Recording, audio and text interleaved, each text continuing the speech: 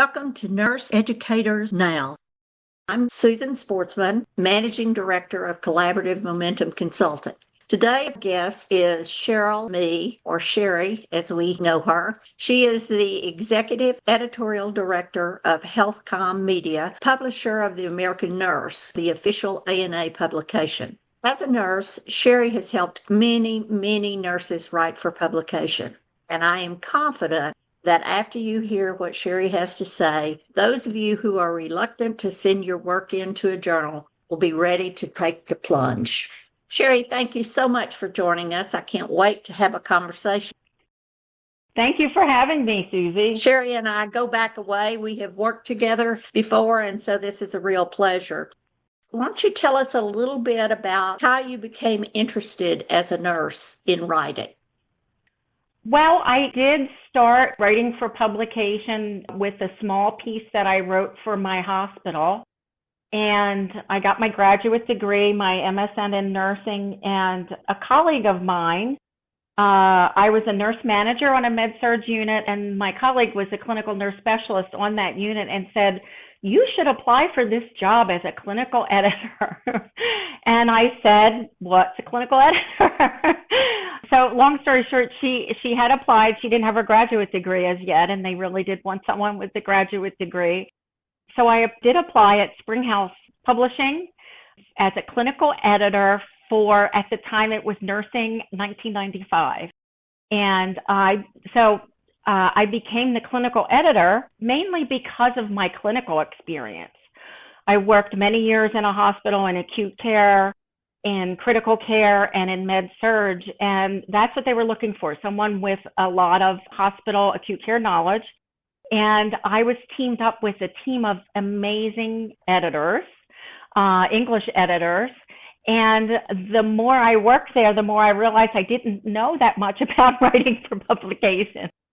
So they were the experts in writing, and they shared their expertise with me. And that's how I think I learned a lot from them about, combining my career as a nurse and writing for publication. And it's made me very passionate about trying to help nurses get started and over those roadblocks that stop them from writing.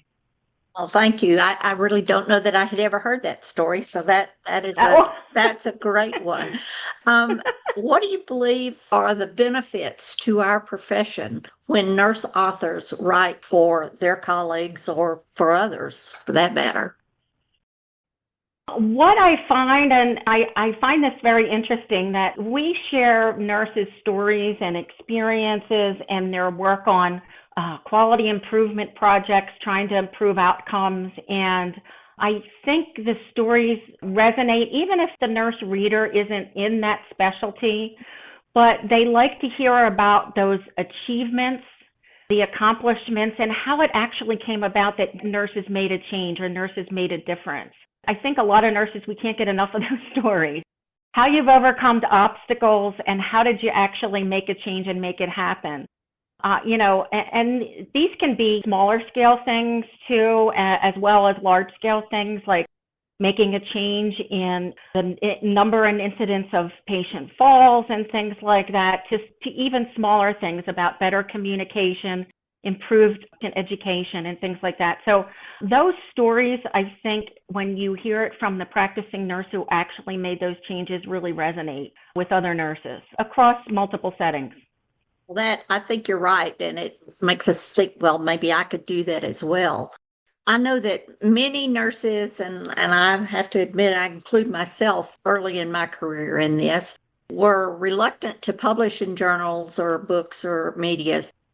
What are the barriers, do you think, that often keeps nurses like the young me from publishing their works? And what advice would you give them to help them overcome these barriers? Well, I think there's quite a few barriers in getting started and actually getting the words on paper. One I'll just mention briefly is that I think many nurses don't feel they're experienced enough, and they're not the expert in the field. Well, you don't need to be the expert in the field. You need to know the problem that you worked on, your commitment and your passion, how you changed the patient's experience, And I think we all have stories we can share, and we don't need to be the expert in the field.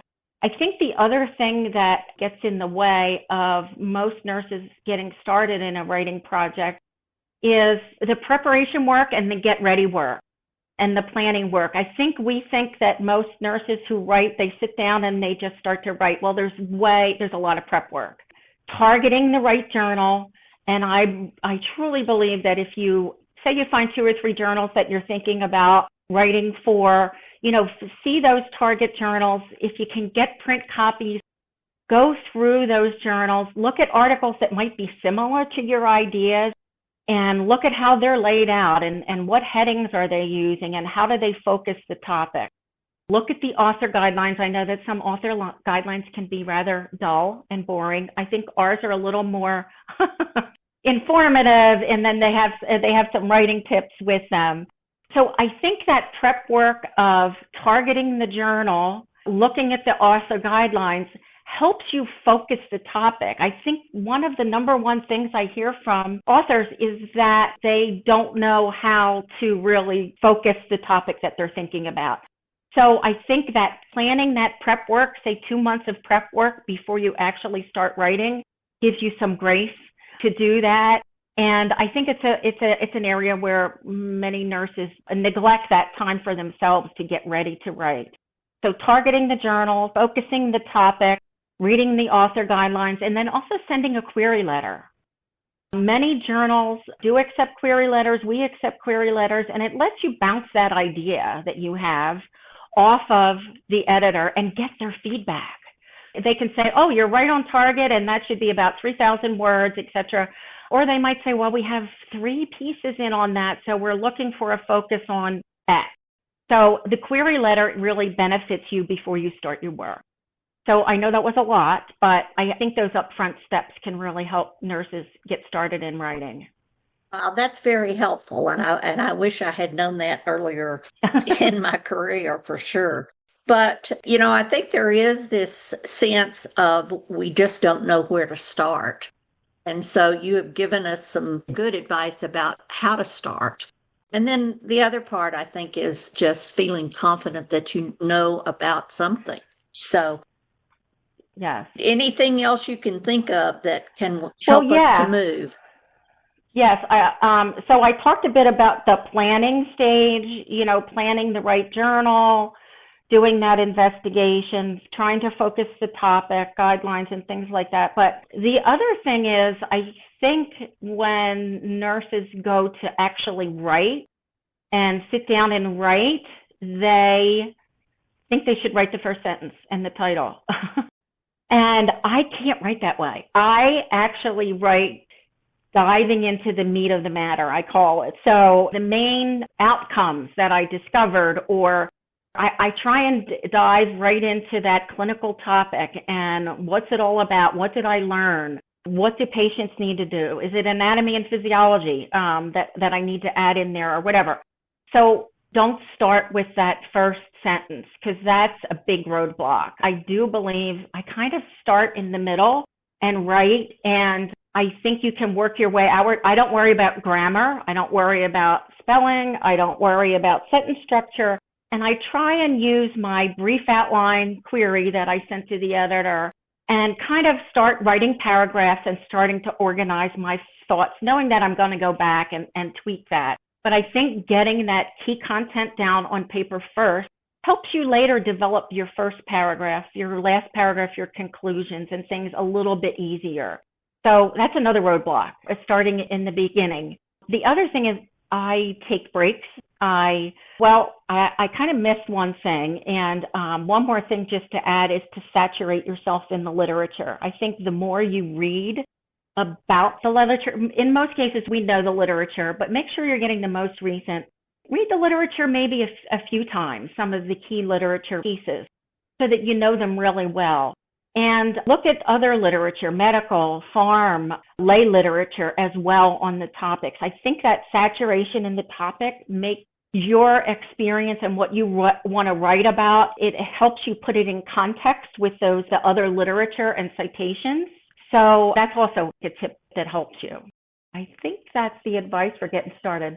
I think you're really smart to give that advice to be really saturated in the literature, because often if you're just writing a paper like maybe we wrote in school, that it was just you take chunks from different perspectives or authors or whatever, it doesn't have the flavor of somebody Right. who was really in the system. Right. So if you take that literature, combine it with your experience and your passion on that topic, it lends credibility to your story and it helps you share those valuable citations in a nice readable format. So yeah, it can help you as a nurse author.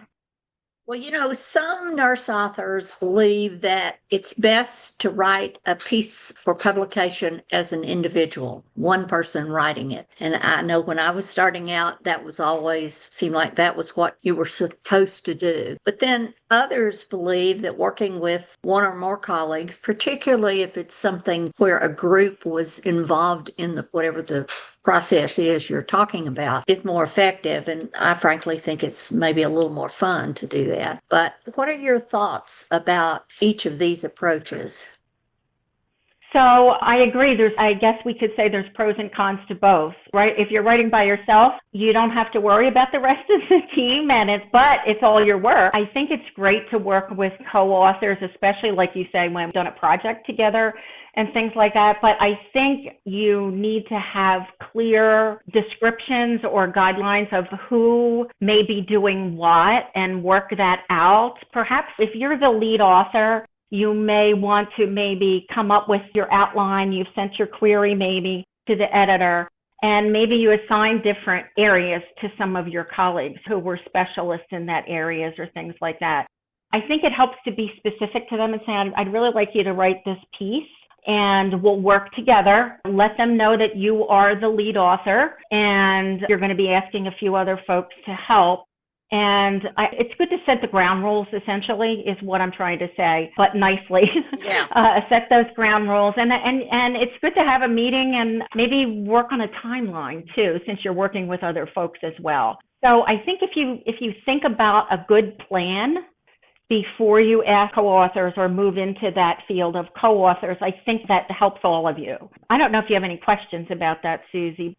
No, I do agree with you. There are pros and cons and there are pitfalls, and it is helpful to know the people that you are working with. Yes. And sometimes that isn't even possible. For faculty that are thinking about tenure and or promotion and that sort of thing, it's probably helpful to ask others in your environment, which way does the tenure committee or the promotion committee see that? Do they see that having one person is more scholarly, or if you're working as a group, sometimes that's better? I've had it work both ways. Oh, that's interesting. Yeah. If you're thinking in those terms, you probably ought to find out what your particular organization believes is most appropriate. I think that's a good suggestion. And since you brought it up, I wanted to mention in our author guidelines, we actually list that AI, artificial intelligence, cannot be an author.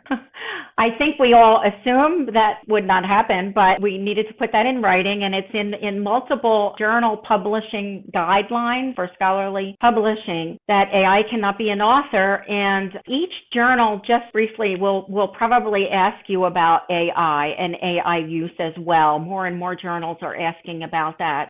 And we just want to know how our authors might have used AI with a grammar check or in some other ways. Sometimes it helps with an outline.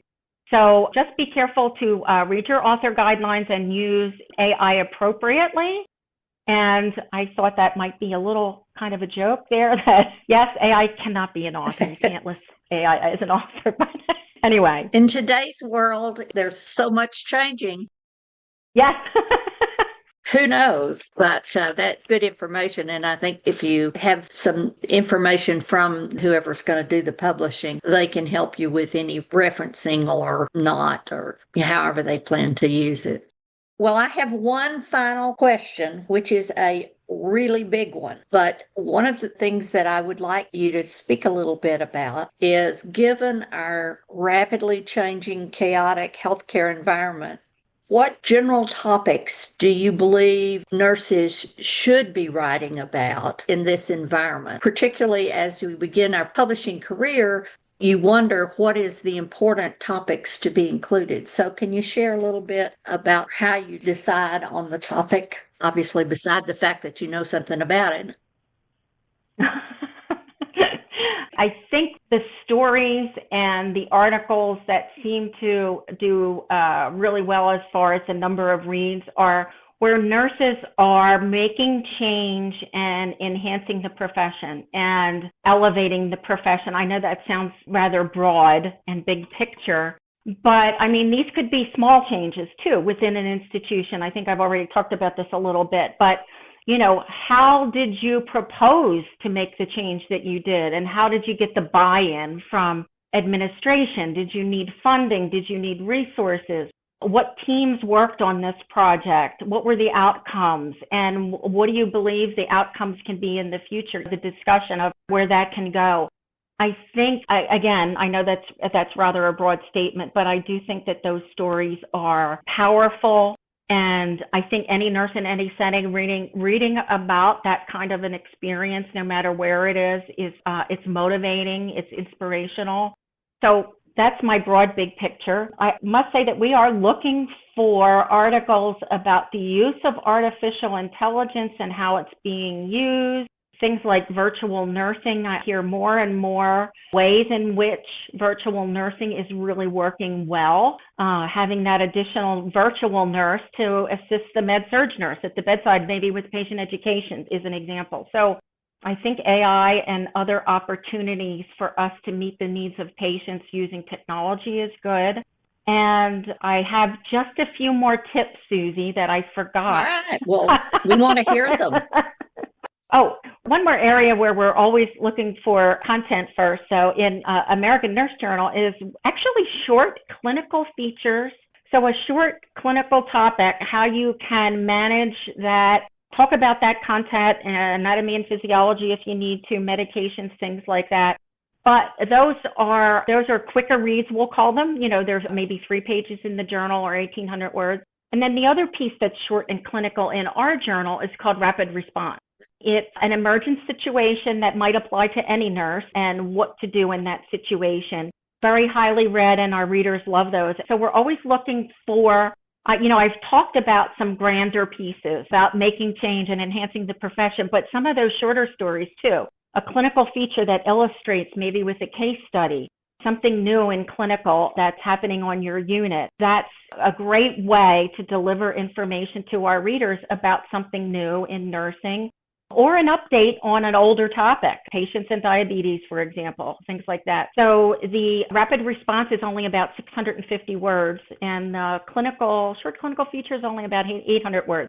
So sometimes shorter is better, which is something we're not used to. So just give those a think, and you'll see them in our author guidelines. We have details on clinical features, rapid response, quality improvement projects, and some other areas we have some details on. One more tip I want to leave your audience with that I forgot is when, I talked a bit about the writing process and start in the middle, work your way out. Don't worry about grammar and things like that. But once you start to get closer to a final, edit that manuscript.